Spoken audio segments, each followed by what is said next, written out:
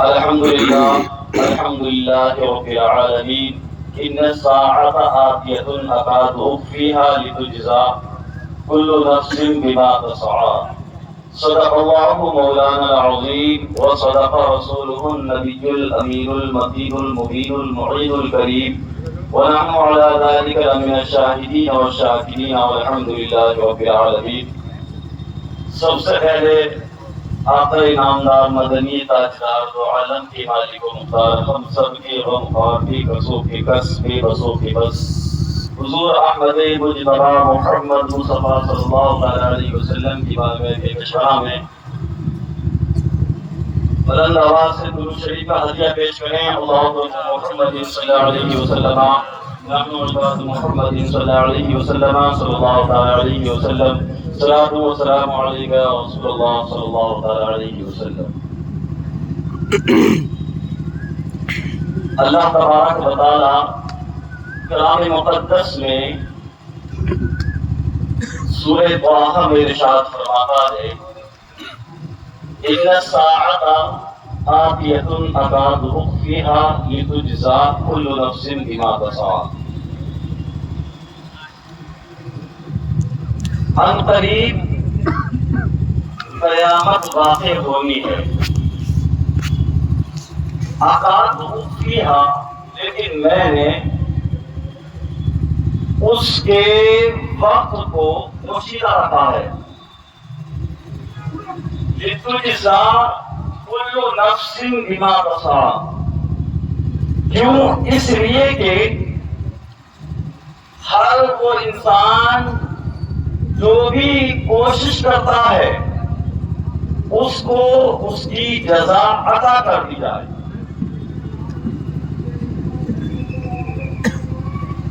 کل نفس بما تسعی، ہر وہ عمل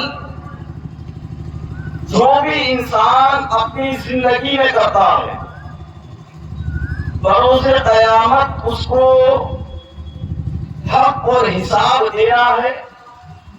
آیا کس نے جائز عمل کیا، کس نے ناجائز عمل کیا، اپنی زندگی کو کس نے سنت مصطفیٰ پر گزارا یا اپنے نفس کی خواہشات کے مطابق اس نے اپنی زندگی کو گناہوں کے راستوں پر چل کے اپنی قبر کو اندھیری کر کے اور اپنی آخرت کی زندگی کو اندھیری کے دلدل میں بیٹھا کر کے انسان نے اپنی پوری زندگی میں کیا کچھ کیا ہے، تو یہ سارا حساب اسے بروز قیامت دینا.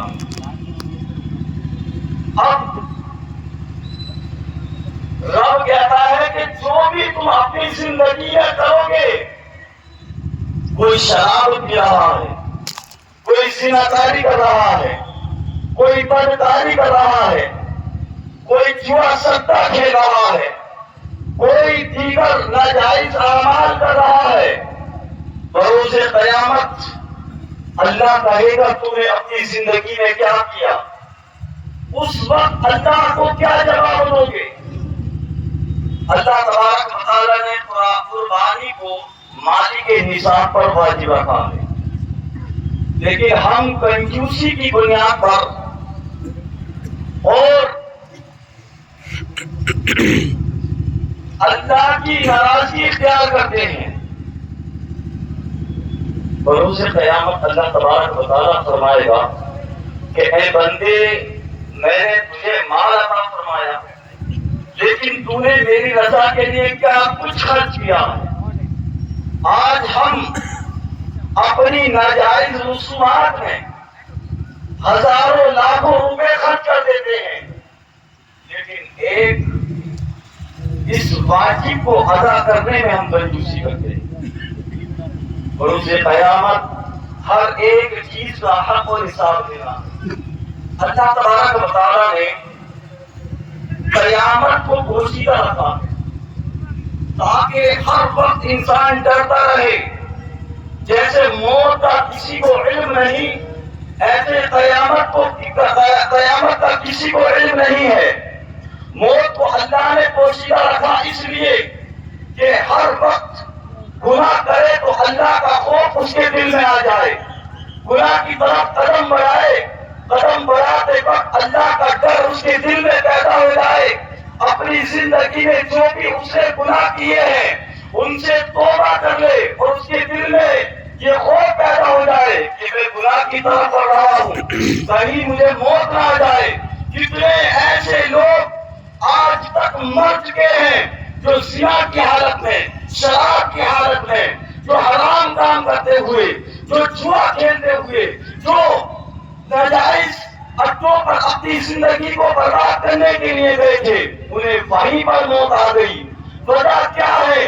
اللہ نے موت تو رکھا لیکن پوشیدہ اس وجہ سے رکھا، جب کبھی بندہ گناہ کی طرف بڑھے تو اس کے دل میں یہ خوف پیدا ہو جائے، اگر میں گناہ کر رہا ہوں گا اس وقت موت آ گئی تو پھر میرا کیا حشر ہو رہا ہے، میرا کیا حال ہو رہا ہے۔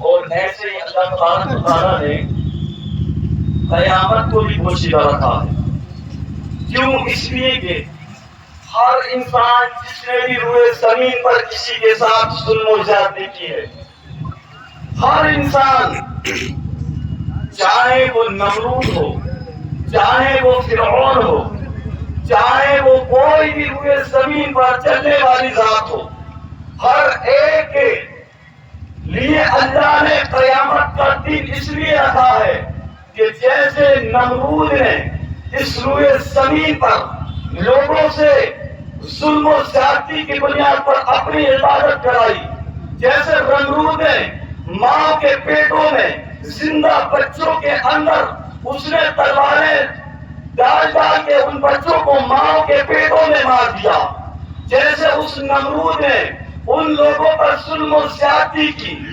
ایسے لوگوں کے لیے اللہ تبارک و تعالیٰ نے قیامت کا دن رکھا ہے کہ آج ہوئے زمین پر یہ ظلم و زیادتی کرتے ہیں، یہ ان ماں کو زندہ درگور کر دیتے ہیں، لیکن بروز قیامت ان کے لیے اللہ تبارک و تعالیٰ نے ایسا عذاب رکھا ہے کہ جہاں تو کوئی بھی عذاب نہیں، یہاں کی شدت پریشانی کوئی اتنی تکلیف نہیں ہے، لیکن اللہ نے اسی جہنم میں ان لوگوں کے لیے آگ تیار کر رکھی ہے، آگ تیار کر رکھی ہے۔ حضرت ابراہیم علیہ السلام کو پکڑا گیا، پکڑنے کے بعد ایک کھانے میں ڈال دیا۔ نمرود نے کہا یا تو میری عبادت کرو، نہیں تو تمہارے اوپر کھانا پانی سب کچھ بند۔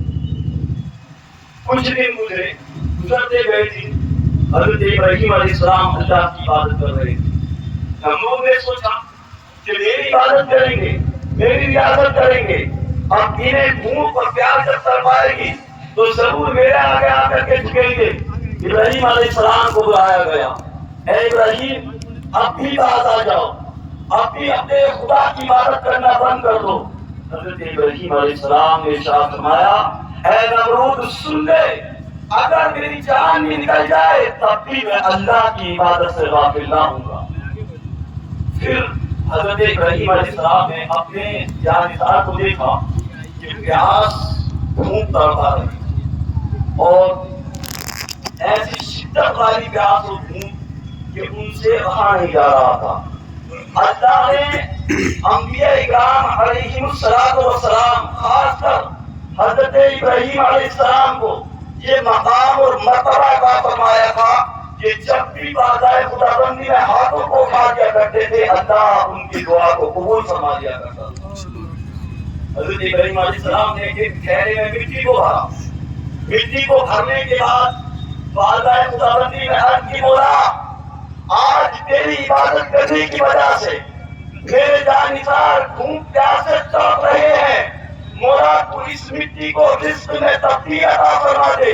ادھر دعا کرنا تھا، کیا دیکھا کہ اللہ کی جانب سے ایسا حکم نازل ہوا کہ وہ مٹی آٹے میں تبدیل ہو گئی تھی، وہ مٹی آٹے میں تبدیل ہو گئی تھی۔ اب نمرود نے حضرت ابراہیم علیہ السلام کو بلایا اور کہا یہ بتاؤ کہ تم اس رب کی عبادت کیوں کرتے ہو؟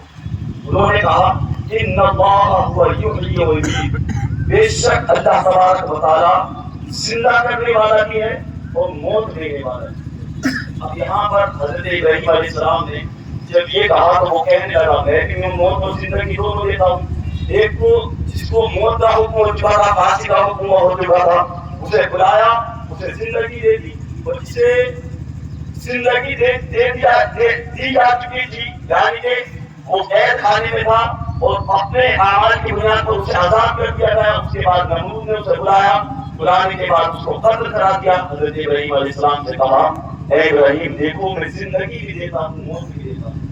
حضرت ابراہیم علیہ السلام نے ارشاد فرمایا کہ جب تو یہ کہتا ہے کہ میں زندگی اور موت بھی دیتا ہوں تو سن، میرا خدا وہ ہے جو مشرق سے سورج کو نکالتا ہے۔ اگر تو حقیقت میں خدا ہے، تیرے اندر طاقت ہے تو آ تو مغرب سے سورج کو نکال کے دکھا۔ لیکن کیسے نکالتا؟ اللہ تبارک و تعالیٰ کی ذات کے ماں سوا کوئی ایسی ذات پیدا ہی نہیں ہوئی جو کہ سورج کو مغرب سے نکالتا۔ اللہ اس چیز پر قادر ہے، مشرق و مغرب سے چلا سکتا ہے، سورج کو نکال سکتا ہے۔ ابراہیم علیہ السلام سے اس نمرود نے یہ کہا تھا کہ کبھی تم نے اپنی زندگی میں یہ دیکھا کہ اللہ تبارک و تعالیٰ نے زندگی بھی دی ہو اور موت بھی دی ہو؟ اس کے چند دنوں کے بعد بارگاہ خداوندی میں حضرت ابراہیم علیہ السلام نے اپنی مراد پروردگار عالم اے اللہ تبارک و تعالیٰ وَإِذْ قَالَ إِبْرَاهِيمُ رَبِّيَ الَّذِي يُحْيِي وَيُمِيتُ، جبکہ حضرت ابراہیم علیہ السلام نے بارگاہ خداوندی میں عرض کی یحیی ویمیت، خدا موت بھی دیتا ہے، زندگی بھی دیتا ہے، لیکن میں تجھے دیکھنا چاہتا ہوں کہ کیسے تو موت دیتا ہے، کیسے تو زندگی دیتا ہے۔ اللہ نے ارشاد فرمایا قال اولم تؤمن، اے ابراہیم کہ تیرا یقین نہیں ہے کہ میں موت بھی دیتا ہوں، زندگی بھی دیتا ہوں؟ حضرت ابراہیم علیہ السلام نے عرض کی مولا قال بلا، کیوں نہیں، ولکن لیطمئن قلبی، لیکن میں اپنے دل کو سکون دینا چاہتا ہوں۔ اللہ نے کہا اے ابراہیم اگر تو دیکھنا چاہتا ہے تو 4 پرندوں کو دے، ایک پرندہ کبوتر، ایک پرندہ چت، ایک پرندہ مور اور ایک پرندہ کووا۔ لینے کے بعد رب نے ارشاد فرمایا فَصُرْهُنَّ إِلَيْكَ، تو ان کے سروں کو کاٹ کر کے آپس میں بالکل کوٹ کی طرح ملا دے۔ حضرت ابراہیم علیہ السلام نے ان کے سروں کو کاٹا، کاٹنے کے بعد ایک دوسرے سے بالکل قیمہ بنا کے ملا دیا۔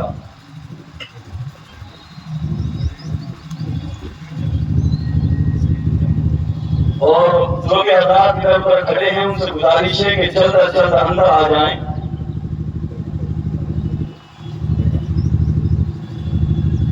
جلد از جلد آ کر کے بیٹھ جائیں، اور اگر پیچھے جگہ کم ہے تو سائڈ میں کافی جگہ پڑی ہوئی ہے اور ادھر کپڑا بھی موجود ہے، اسے بچھا کر کے اطمینان اور سکون کے ساتھ بیٹھ جائیں۔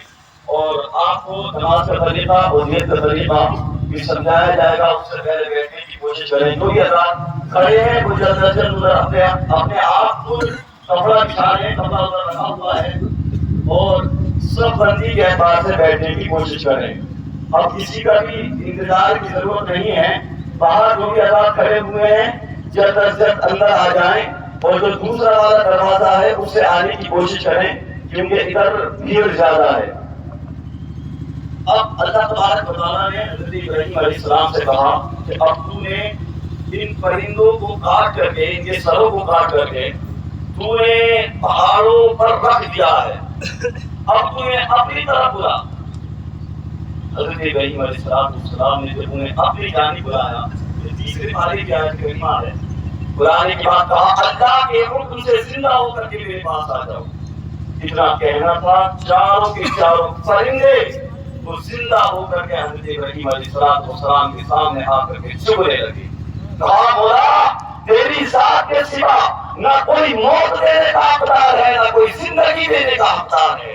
اللہ ہی موت بھی دیتا ہے اور اللہ تبارک و تعالیٰ زندگی بھی دیتا ہے۔ ہم سب کو چاہیے کہ اللہ کی رضا کے لیے اپنی زندگی کو گزاریں، اور جو احکام اللہ تبارک و تعالیٰ نے ہمارے اوپر نافذ کر دیے ہیں، چاہے وہ نماز، روزہ، حج، زکوٰۃ یا قربانی یا دیگر نوافل، جو بھی کچھ اللہ نے ہمارے اوپر نافذ کر دیے ہیں. ہم سبھی کو چاہیے کہ اپنی زندگی میں اللہ کی رضا کے لیے ہر ایک عمل کو اس کے وقت پر کرنے کی توفیق اور نصیب عطا فرمائے. نیت اور نماز کا طریقہ سن لیں. نیت کی میں نے نماز جنازہ، نیت کی میں نے 2 رکعت نماز عید الاضحیٰ واجب ماں شاید 6 تکبیروں کے پیچھے اس امام کے بعد سے اللہ تبارک و تعالیٰ کے منہ میرا کعبہ شریف کی طرف اللہ اکبر. نیت کی میں نے 2 رکعت نماز واجب عید الاضحیٰ زائد 6 تکبیروں کے پیچھے اس امام کے بعد سے اللہ تعالیٰ کے منہ میرا کعبہ شریف کی طرف اللہ اکبر. اور نماز کا طریقہ یہ ہے کہ جب امام اللہ اکبر کہے پہلی بار کانوں پر ہاتھ اٹھائیں اور باندھ لیں. امام سبحانہ پڑھے گا، دل میں آپ بھی سبحانہ پڑھنے کی کوشش کریں. پھر 3 تکبیریں ہوں گی. پہلی 2 تکبیروں میں کانوں پر ہاتھ اٹھانا ہے اور چھوڑ دینا ہے. تیسری والی تکبیر میں کانوں پر ہاتھ اٹھا کر کے زیر ناف باندھ دینا ہے. اور اس کے بعد امام قرات کرے گا. رکوع سجود کے بعد امام دوسری رکعت میں بھی قرات کرے گا. دوسری رکعت میں قرات کے بعد رکوع سے پہلے امام 4 تکبیریں کہے گا. پہلی والی 3 تکبیروں میں کانوں پر ہاتھ اٹھا کر کے چھوڑ دینا. چوتھی والی تکبیر میں کانوں تک ہاتھ نہیں اٹھانا ہے بلکہ رکوع میں امام کے ساتھ چلے جانا. یہ آسان طریقہ ہے. اب سارے لوگ صف بندی میں کھڑے ہو جائیں اور اس چیز کا دھیان رکھیں کہ پیچھے تکبیر بھی کہتے رہیں.